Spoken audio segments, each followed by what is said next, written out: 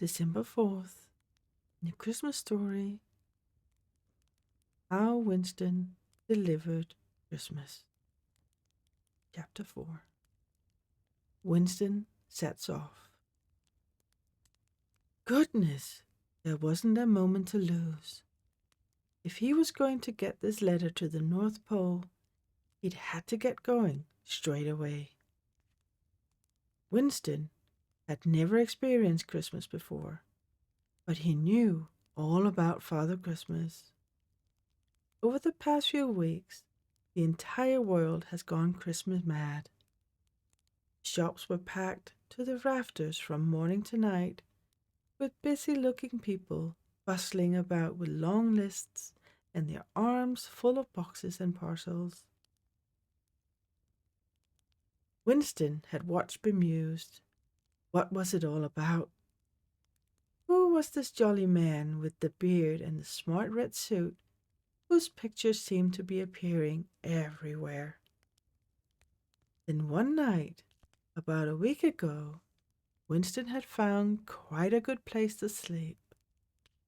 It was a small den near the basement kitchen window of one of the grander houses in the city.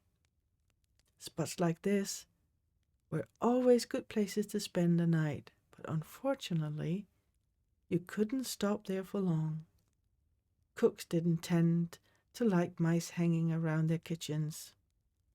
Luckily, no one had noticed Winston, so he enjoyed the lovely food smells that had floated out of the open window and the great wafts of heat that rolled out every time the oven doors had been opened.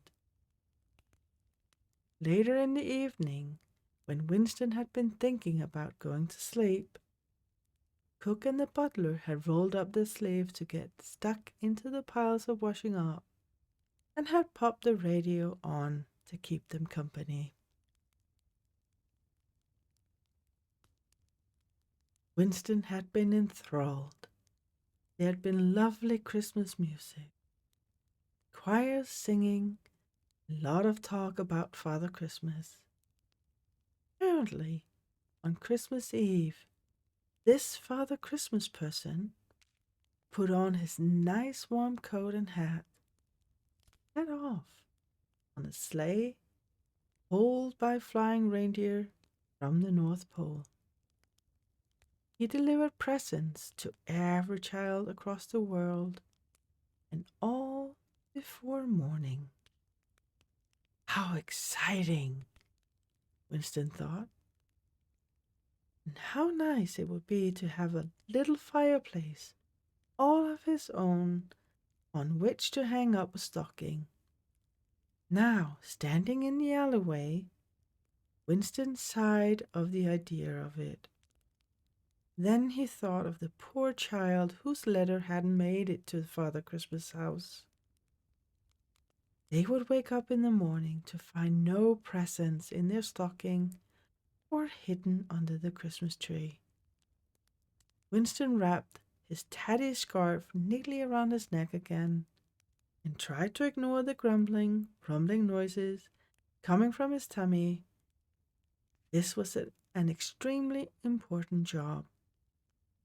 He picked up the envelope and marched very decisively to the end of the alleyway and out into the street. Then he stopped. Where exactly is the North Pole? He wondered. He knew it was north, but quite how far north was it? His legs were only very small, and the snow made it rather difficult to travel very quickly, especially lugging a letter with him all the way. He'd probably only had a few hours to get there, so he'd had to make sure he was going in the right direction. All around him, people were still rushing, and there were legs striding about in all directions. Tired legs belonging to commuters heading home after work. Excited legs of people going out to Christmas Eve parties, and giddy little legs, mainly belonging to the smaller human beings, who were running around, hooting and hollering and messing about in the snow. All of this was quite confusing for Winston, who felt very tiny indeed. What I need, Winston squeaked to himself, is a map. But where could a mouse find one of those on Christmas Eve? The bookshops were closed, and even the museum, which Winston knew had a great collection of very old maps, was shut until after the holidays. Just then, an idea landed rather neatly in Winston's mind. There was a shop not far away from here, where he was, on Mistletoe Street. Thought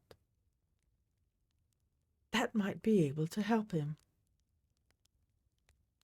Tucking the envelope under his arm, Winston set off.